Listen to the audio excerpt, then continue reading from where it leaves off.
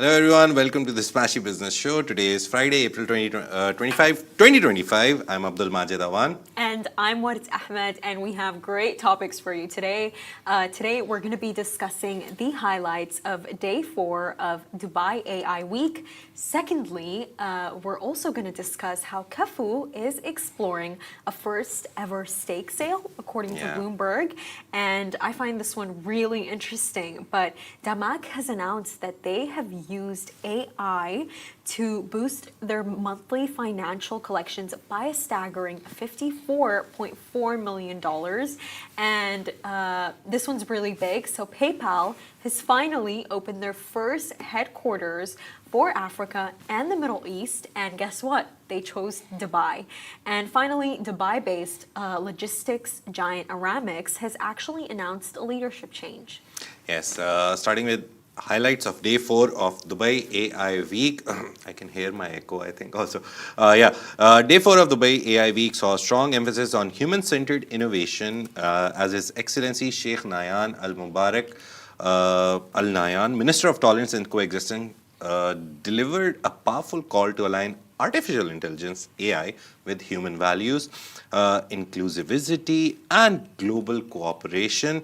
Speaking at the Museum of the Future, Sheikh Nahyan stressed that AI should enrich lives, not disrupt them, urging the global tech community to anchor its development in values like peace, dignity, and opportunity for all.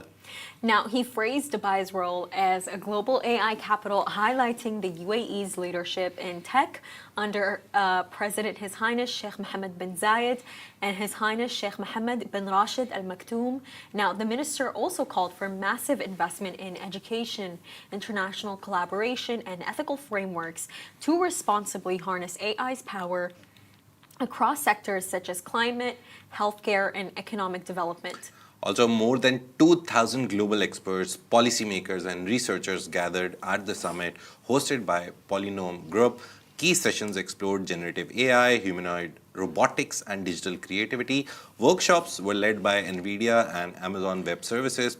They also provided hands-on access to next-gen generative AI tools, reinforcing Dubai's push to merge research with real-world applications. Now, significant regional partnerships were also unveiled. Now, Dubai Commerce City signed agreements with AI firms Keen AI and Portment to advance e-commerce and trade logistics using intelligent automation. Now, these partnerships align with Dubai's economic agenda and further position the city as a magnet for digital innovation and investment. In real estate, the Dubai Land Department reported results from its AI-powered ad governance platform, which monitored over 279,000 listings, modifying nearly a third to ensure compliance. Officials say this elevates transparency and investor trust, reinforcing Dubai's standing as a global real estate innovation hub. Now, finally, homegrown startup The Game Company launched its AI-powered cloud gaming platform during the week, now backed by major tech players and aligned with the Dubai Gaming 2033 strategy. The platform brings 1,300 titles to gamers and more across devices, no console required. And that's a wrap for day 4 of Dubai AI Week, and there is actually more to come. Imagine things have changed so much. You know what I tried last night for the first time in my life? So, I don't know if you've been hearing these rumors, but basically, people have been saying that like ChatGPT can be a really good therapist. And it can give you emotional advice. And last night at 10:40 p.m., I was really anxious about something and I was just so worried. And so I was like, you know what? Everyone's asleep right now. My friends are asleep. My family is asleep. I'm not going to bother anyone. So I was like, let me ask Chat. Imagine. Oh my God, it reassures you better than a human being. It's crazy.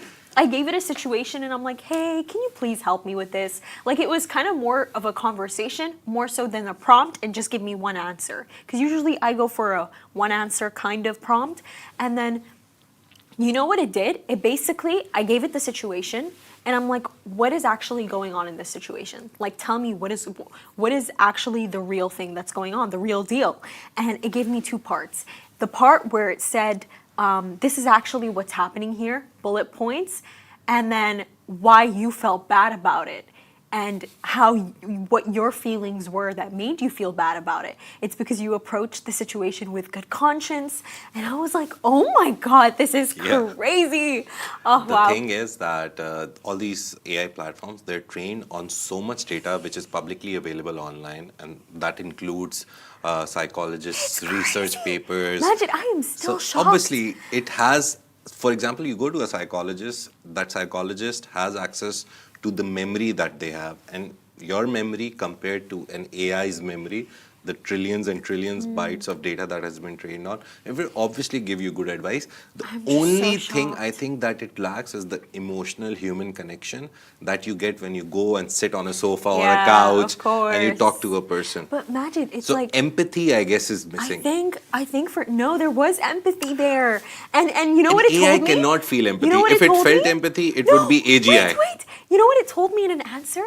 In the answer, it was like, "You're totally right, Ward. Don't worry. I don't know Yeah. why it knew my name. It was like, Ward, don't worry. You're a star. You're doing great." And I'm like, "Wait a minute. I did not ask for this." I think for me, this was probably my like epiphanic Yeah. moment when I actually like I'm actually being serious with you, by the way. I know we've been using AI for a Yeah. while now, even at work, but I think for me, this was like the epiphanic moment, and where I was like, okay, this is a real thing. This is the real deal. Like we Yeah. need this in our lives. What was your epiphanic moment with I AI? I have also tried this, like, oh, this happened, this happened, this happened. What should No, I but do? what was the Or moment you were like, oh my God, like this is great. I can never give I this told up. you I did the beta testing, so I was like, what is happening? What do you mean beta testing? Very start when it launched, it sent out emails to like very specific people, and they could. There was a whole Ooh, form that you imagine it's fill. important. Not, He's I'm a not part of the important. I list. just was a part of that process. Sorry. So yeah, I have had the epiphany before it was launched.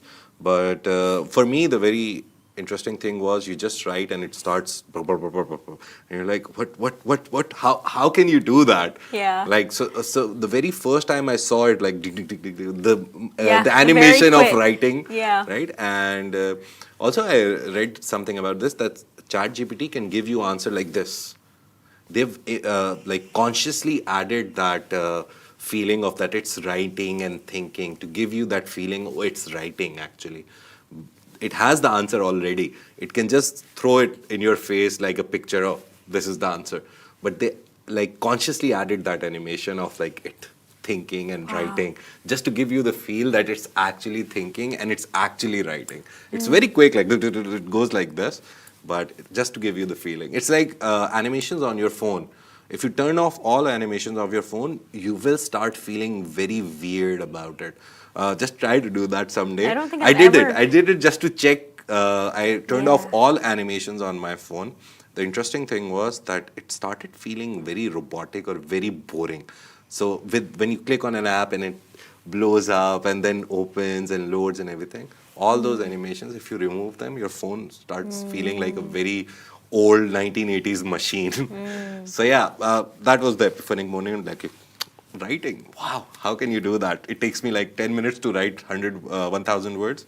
You're doing it in within seconds. It's Yeah. crazy. It really So is AI crazy. is crazy. We'll talk about AI, how it saved 54 million for Damac also later in the show. But there's a very important story. Cafu. Everyone who is in Dubai uses Cafu or has used Cafu or at least knows someone who has used Cafu, but they're not doing really good. How and why? Dubai-based fuel delivery startup Cafu, it started with fuel delivery, now they do other things as well, is reportedly exploring its first ever stake sale. Stake sale is they'll sell 10, 20, 30% of the whole company. So as it seeks to raise funds and scale operations, that's according to Bloomberg, which quoted people familiar with the matter, who say the company has tapped financial advisory firm Lazard Limited to guide the process.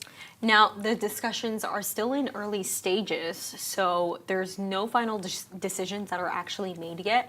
So, Cafu was founded in 2018 by Rashid Al Ghurair, a member of the prominent Emirati merchant family has gained visibility across the UAE for its fleet of blue-green trucks delivering fuel directly to customers. You have no idea how many times Cafu has actually saved me. And the service offers fuel at the same price as petrol station and has expanded to include mobile car washes, battery replacements. I replaced my battery. My wife actually did it. So yeah, thank you, Cafu. And even EV charging. Cafu has also ventured beyond the Gulf region. It currently operates in Canada as well. Now, in a recent update to users, Cafu announced it would start charging a fee for fuel deliveries, calling it a small change so we can keep doing things right.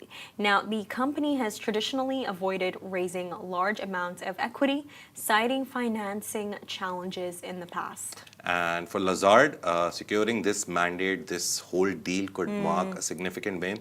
The global advisory firm recently opened a new office in Abu Dhabi. We reported it last month, around March, as it aims to capture more deal flow in a region currently led by heavyweights Rothschild & Co. and Moelis & Co. The interesting thing, when I was reading about this, Cafu aside, Lazard recently came to Abu Dhabi. ADQ tried to buy Lazard in 2023. So this was a whole fiasco. It happened, both of them, ADQ, again, one of the sovereign wealth funds in Abu Dhabi. It's the smallest sovereign wealth fund. The top is ADIA, Abu Dhabi Investment Authority. Then you have Mubadala, which is 550 billion. Now they say they're around 600 billion. And then there's ADQ, 250 to 300 billion. Chaired by His Highness Sheikh Qanun. So they tried to buy Lazard. It's kind of an investment management bank, plus it handles all this stuff as well. So it has multiple subsidiaries which handle different things.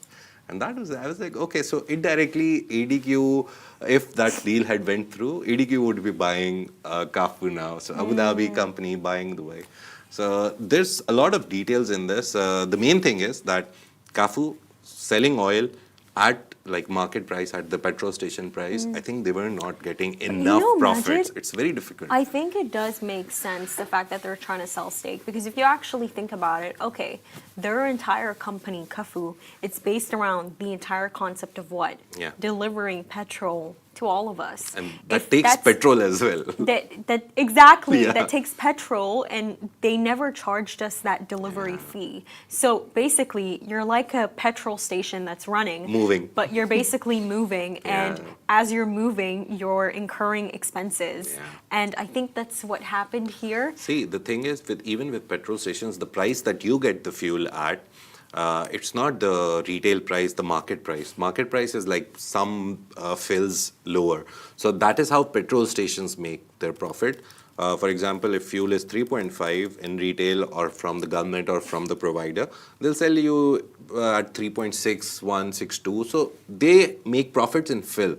For them, it makes sense because the infrastructure costs that they have, they put up a petrol station, it's like long term. You make a petrol station, it will stay there for like 10, 15, 20 years at least. You just have to pay human cost, like people who are working at the station or everything.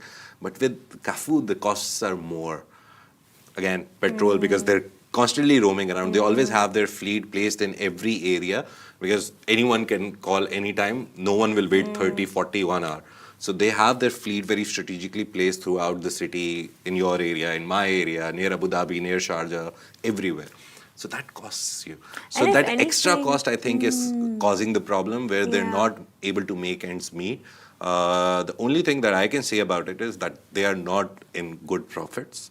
Looking at this story, if they are planning a stake sale, which is a possibility according to Bloomberg, so that means they're not doing good financially. But I do hope that they survive. Yeah. Please do. I need you. Yeah, everyone I really loves do. Cafu. Honestly, I mean it, Majid, because for Yeah. some reason, I have the kind of family members who just love to drive the car until the petrol is at zero. And then just stop and like, And Cafu, then, please. and then they'll be like, oh, let's order Cafu. But it's like, what if we don't have Cafu? Like, what are we gonna do? Are we gonna be driving to the petrol station, buying? You know when you like go buy a bottle of Yeah. like petrol oil? But anyways, besides beside the Funnily, point. in UAE, it's illegal to buy it Oh, in bottles. I didn't know but that. I saw it happen only when, like last When there's an April, emergency. the last April storms and all that rain No, thing. that makes sense. Everything was so like difficult. wow. Even a lot of petrol stations were like submerged in water. So the only option was not to take your car and take a bottle. So yeah, very like emergency, very rare situations it's allowed. But yeah, I've driven like on wrong way also in Dubai in rains because one side of the roads was completely closed, submerged in water. So everyone was going like on the other side of the road, opposite directions.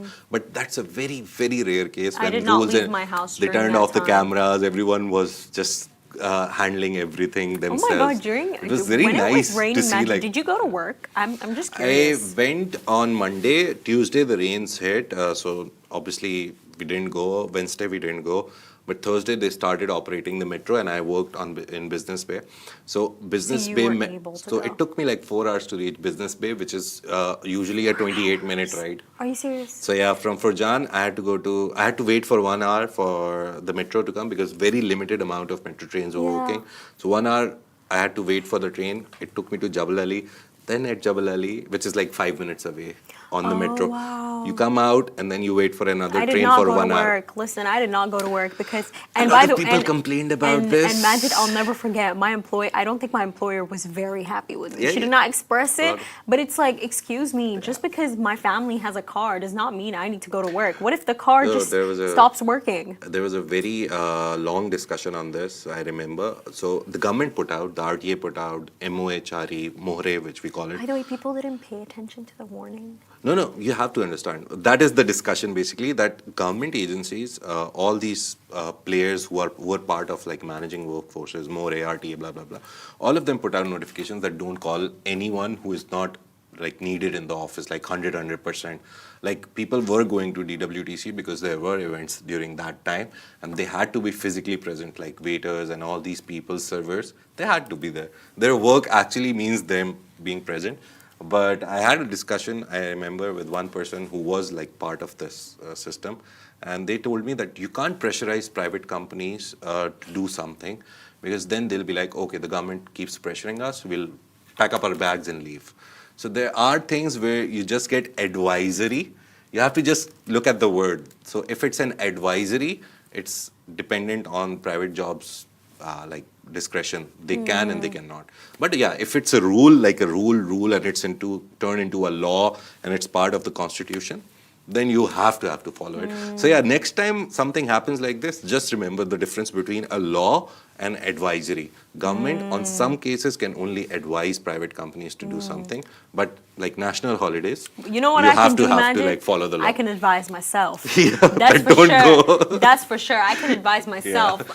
Now, for our third story for today, PayPal, the global digital commerce giant, has officially opened its first ever regional headquarters for the Middle East and Africa, right here in Dubai Internet City. It's interesting how they chose Dubai. Now, the announcement was made Wednesday, marking a major step in PayPal's expansion across the region.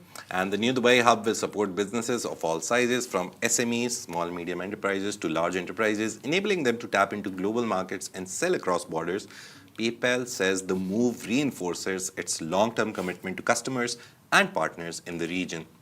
Now, Susan Kuriri, PayPal's president of global markets, said the platform already serves over 430 million customers worldwide. Now, from Dubai, the company aims to empower more businesses in the Middle East and Africa to connect with global consumers and shop internationally with confidence. Otto Williams, SVP Senior Vice President and GM General Manager for the region, emphasized the role of strategic partnerships with banks, fintechs, telcos, and commerce platforms in expanding access to global digital economy. He added that the hub will especially benefit small and medium-sized businesses across vital sectors like retail, travel, and digital services. It's just another option to pay money online. Oh, it's an option for the Westerners here to be like, can you PayPal me that 3 dirhams that I just gave you? Anyways, PayPal currently dominates the global payment space with a 45% market share. Guys, do you know how big that is? And $1.68 trillion in 2024 payment volume and presence in over 200 markets. Now, the company is now developing a next generation shopping experiences powered by artificial intelligence, including smart wallets and agentic commerce tools. With this story, you know what I want to say, Majid? There is nothing that I hear more in this world, more than the fact that Americans love to PayPal each other. And I Yeah. see it online all the time where these Arabs come online and they say, oh, you know when you go out with someone and they're like, hey, can you PayPal me that extra 5 dirhams? Yeah. And I'm just like, oh my God.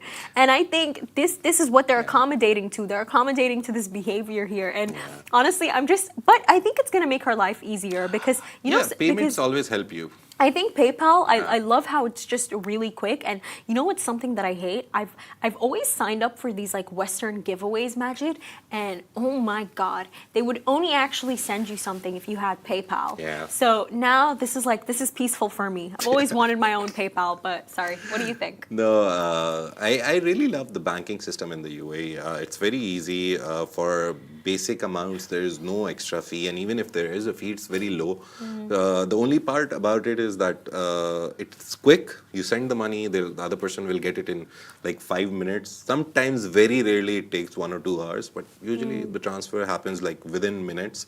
The only thing is adding the number, bank number, and confirming all that stuff. So with PayPal and all the other Very quick. payment services, it's easier. And also, when you go online, you shop online, all these things help you. So right now, whenever I see payment gateways like PayPal online, we should do a list. We'll do the story with the list also, like what are the alternatives that are already there in PayPal. Very important story. We should do that.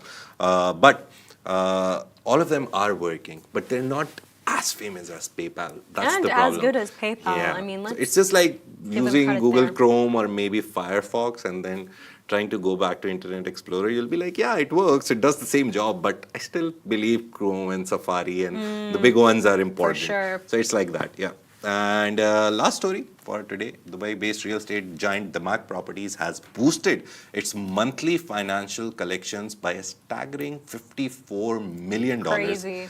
Thanks to strategic deployment of artificial intelligence. That's according to Managing Director Ali Sajwani, who was speaking at the Dubai Artificial Intelligence Festival, which is part of the Dubai AI Week. I just realized, yeah. Now, Ali Sajwani said AI is now central to the company's operations, not just in tech, but across sales, land selection, design, pricing, marketing, and customer service. Now, one major impact is that AI helped Damac analyze 100% of transactions, replacing the previous manual process, which only covered up to 10%. AI also improved customer communication and identified reasons for late payments with greater speed and accuracy. The company's customer satisfaction score has jumped from 3.5 to 4.5 out of 5 since early 2024. That's big. Thanks to AI. And in digital marketing, AI now adjusts campaign strategies daily, helping the bank manage its 2 to 3 million monthly ad spend more efficiently. Now, on international expansion, Sajwani confirmed that Damac's US-based venture EdgeNext will finance its $20 billion data center project through a mix in the US through a mix of internal funds and bank loans, with banks covering up to 80% of the cost. Now, the focus is on Sunbelt and Midwest states across America. Yeah, it's the deal that the Hussein Sajwani announced when Trump became the president. So Ali Sajwani, the son of Hussein Sajwani, who also ranks third on Forbes Middle East list of world's richest Arabs, boasts a net worth of, this is about Hussein Sajwani, not his son. Hussein Sajwani, the founder of the Mac, is the richest person, third richest person, Arab world, has $10.2 billion of worth. He's also ranked the most impactful real estate leader in the region for 2025 by Forbes. And keep in mind that tripled. So Yeah. last year, that was about like $5 billion. In just a year, it went to $10 billion. Yeah. And we can definitely say that his $20 billion data center expansion into the US with Donald Trump definitely contributed to that. But when I'm taking a look at this, Majid, I think for the listeners today, and those who want to work in real estate, if I were them, I'd definitely move to Damac Properties because I think now that the best kind of companies are the ones who aren't falling behind or actually catching up with the change that's happening. The use of artificial intelligence, and it's not to be underestimated because if you don't use it, you're just going to fall behind. Yeah. You're going to be living in the past The century. good thing is that everyone keeps talking about replacement. You won't be replaced. Only you will be replaced, according to Jensen Huang, the CEO of NVIDIA. You will be replaced if you don't use AI. If you use AI, then you won't be replaced. You will still have a job and you'll be more efficient. Half of your menial, clerical, small, like repetitive jobs, you can assign it to AI. Yeah. You can be the creative end of your job. So, last story before we end the show today and then see you back on Monday. Very small story, very cute story. Dubai-based logistics giant Aramex has announced a leadership change following the resignation of Group CEO Uthman Al-Jeda, who stepped down citing personal reasons. Al-Jeda's departure comes after a 31-year tenure with the company, including nearly 4 years as Group CEO since May 2021. The transition in leadership closely follows the acquisition of a majority stake in Aramex by Abu Dhabi's Q Logistics, a subsidiary of ADQ Group. Now, the strategic move aims to create what market observers are calling a UAE-based logistics champion, consolidating national capabilities in global logistics. And taking over as acting CEO is Nicolas Siboye, who has served as Aramex's Chief Financial Officer, CFO, since January 2022. Chairman Captain Mohammed Juma Al-Shamsi thanked Al-Jeda for his decades of service, calling his leadership instrumental in shaping Aramex into a global logistics player. Now, during his tenure, Al-Jeda spearheaded a financial and operational turnaround at Aramex, bringing in a high-performing executive team and leading extensive restructuring efforts. Now, these initiatives have shown strong results in recent financial performance. The takeover by Q Logistics was first proposed in January and has since then received smooth approval from shareholders.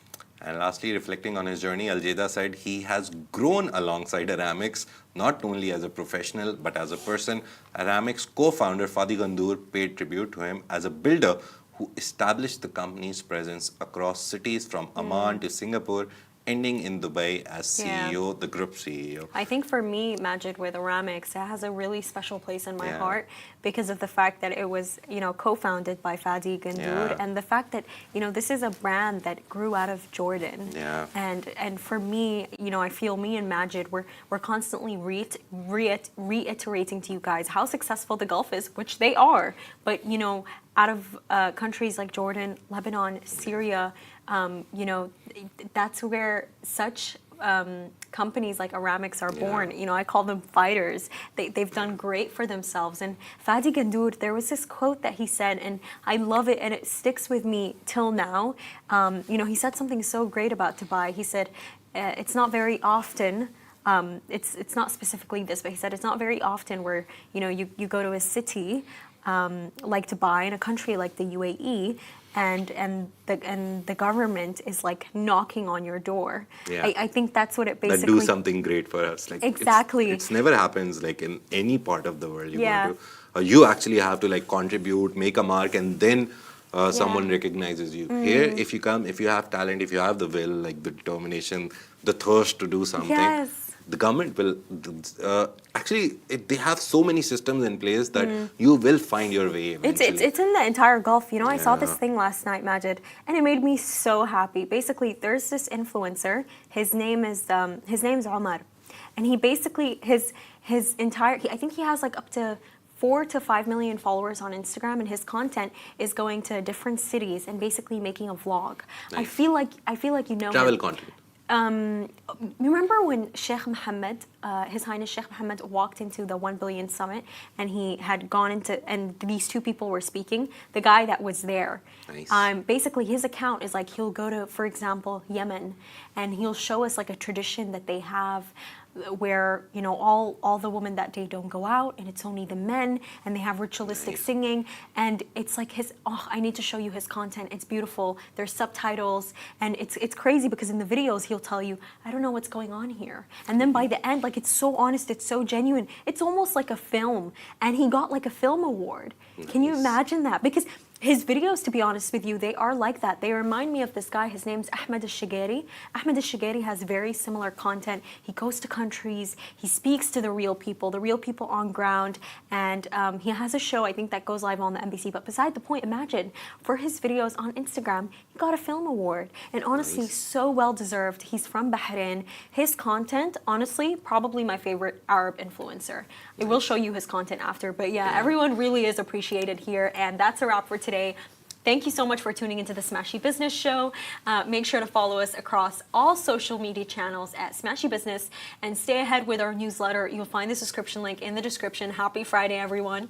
This has been a Smashi Business Show, a Smashi Business production, part of the Augustus Media Podcast Network. Big shout out to our 1.6 monthly listeners. Also, we have a weekend edition of this show. It's just my voice. It's AI voice. We want to be clear on that. We tell everything that we do Majid with is AI. on his weekend. Yeah, so we always tell whatever we do with AI, and we are very AI first kind of a company, if you're listening. And also the way AI Week, everyone Yeah. is saying that AI should be the first thing that you think about. So yeah, thank you so much for joining us. Whenever you join us, if you're listening afterwards, later, whenever you're listening, thank you so much. Also, we have Smashy Sports Show, which will go live around 11ish. Today, if you're listening live, yeah, you can watch that and know about the world of sports in the Middle East. Yes, you Take care. can. Have a beautiful Friday. Bye-bye.